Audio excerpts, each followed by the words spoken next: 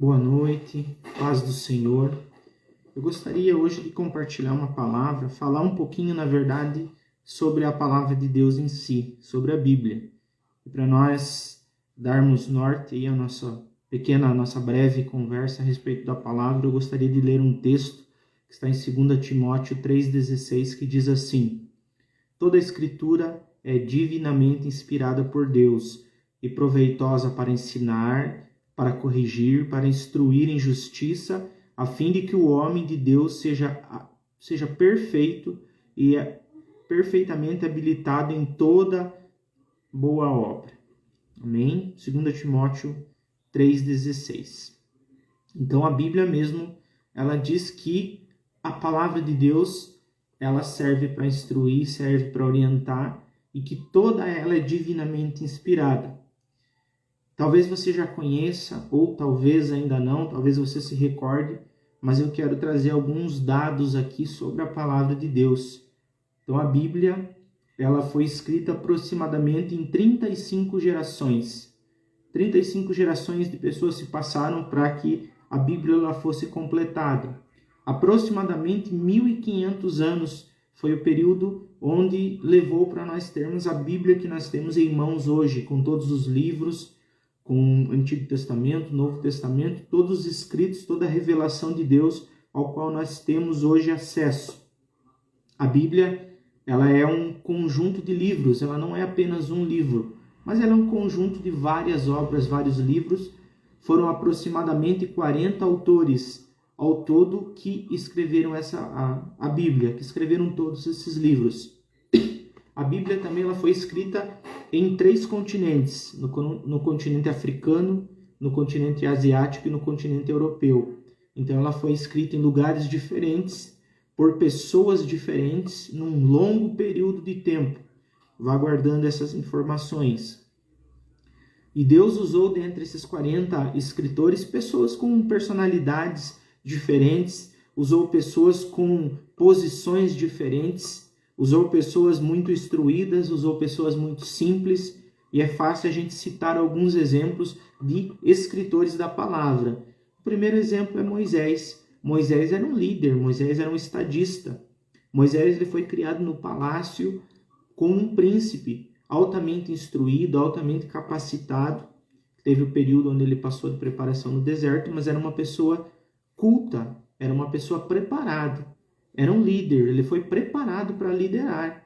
Quando ele estava no palácio, ele recebeu toda a cultura, recebeu toda a orientação para ser um líder. Já nós temos o caso de Amós, um profeta, o qual ele era um simples pastor de ovelha. Uma pessoa simples, uma pessoa humilde, ao qual Deus usou para escrever, para deixar relatos na Bíblia, usou como profeta e usou ele também para que essa palavra, essa revelação chegasse aos nossos corações nos dias de hoje. Um outro exemplo também de um escritor da Bíblia é o apóstolo Pedro, uma pessoa humilde também, pescador, ao qual Deus usou ele em obras, em ações, e usou ele, inspirado através do Espírito Santo, para escrever, para nos deixar alguns relatos, para nos deixar lições, ensinamentos, para nos dar uma direção. Mas não para por aí. Também Deus usou reis, como o rei Davi, como o rei Salomão. A Bíblia também foi escrita em palácios, como ela foi escrita em desertos, como ela foi escrita em prisões, como ela foi escrita em cativeiros, em vários lugares diferentes. Um outro exemplo de escritor é Paulo. Paulo era uma pessoa também altamente capacitada, ele era rabino, ele era fariseu de fariseus, ele também era um filósofo, ele foi criado aos pés de Gamaliel, uma pessoa culta, uma pessoa preparada, uma pessoa instruída. Esdras era um sacerdote, também um escritor do texto sagrado. Neemias, que era copeiro do rei, se fôssemos comparar hoje, ele seria um funcionário público. Então aqui nós vemos como Deus usou diversas pessoas, como Deus usou pessoas preparadas, pessoas simples, pessoas capacitadas, pessoas que Deus capacitou, inspirou, como um longo período de tempo, em lugares diferentes, em épocas diferentes, Qual que é a probabilidade de você pegar escritos com 1.500 anos, né, num período total de diferente? Pessoas em diferentes contextos, como eu já citei, em cadeias, em palácios, em desertos. Qual que é a probabilidade de textos escritos em diversas circunstâncias, em tempos tão diferentes, esses textos, eles conversarem entre si, eles apontarem para o mesmo lugar, eles trazerem revelações, fatos que se cumprem, que um complementa o outro? É muito fácil a gente ver, né? Podemos citar o exemplo de Isaías, qual usou como profeta, onde ele é conhecido como profeta messiânico, onde ele profetiza a respeito do Messias, a respeito de Jesus, onde ele fala do sofrimento, do nascimento de Jesus, como se ele estivesse vendo tudo aquilo que ia acontecer com clareza e riquezas de detalhes. Qual que é a probabilidade disso acontecer se não fosse uma inspiração divina? Isso tudo, né, todos esses dados, para que nós entendamos que a Bíblia realmente ela é a palavra de Deus. Que a Bíblia é o modo que Deus achou de se revelar ao homem. Deus é insondável, nós não temos como conhecer o Deus em um todo. Mas aquilo que é necessário para a nossa fé, aquilo que é necessário para a nossa caminhada, aquilo que é necessário para nos guiar, para nos levar até a salvação, que se chama Jesus Cristo, está tudo registrado na Bíblia. Eu citei dois fatos, onde a Bíblia mostra que ela é perfeita, onde ela é real, onde que ela é a palavra de Deus inspirada, onde que ela se cumpre. E nós podíamos elencar aqui, citar vários textos que já se cumpriram, profecias na íntegra. Se nós pegarmos um livro de história de um lado e a Bíblia do outro, eles vão andar juntos. A Bíblia ela tem muito mais detalhes, ela cita muito mais até do que os livros históricos.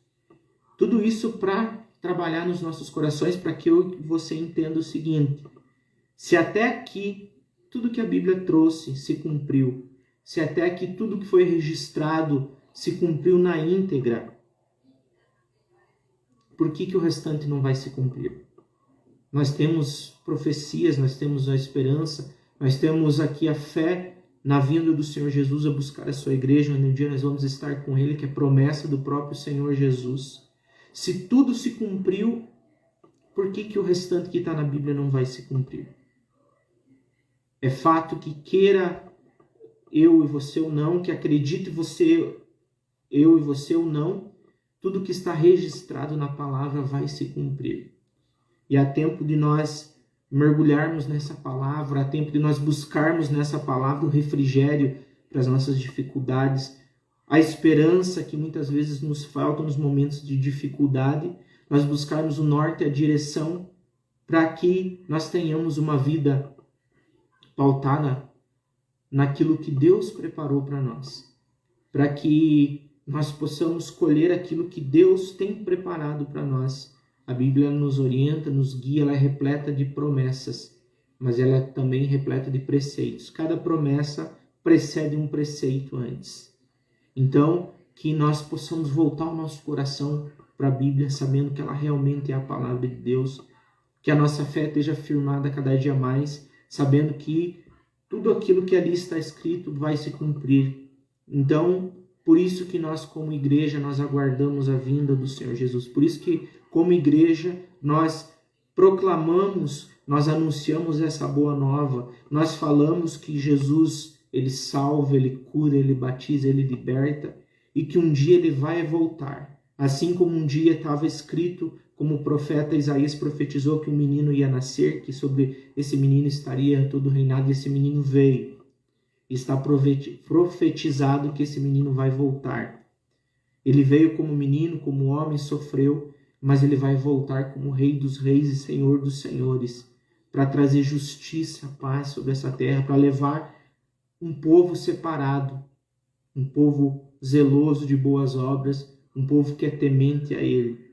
E enquanto nós estamos respirando aqui nessa terra, o tempo da graça está aberto para que eu e você venha meditar, para que eu e você venha rever a nossa vida, para que eu e você venha mergulhar nessa palavra e que para um dia nós possamos estar com o Senhor Jesus.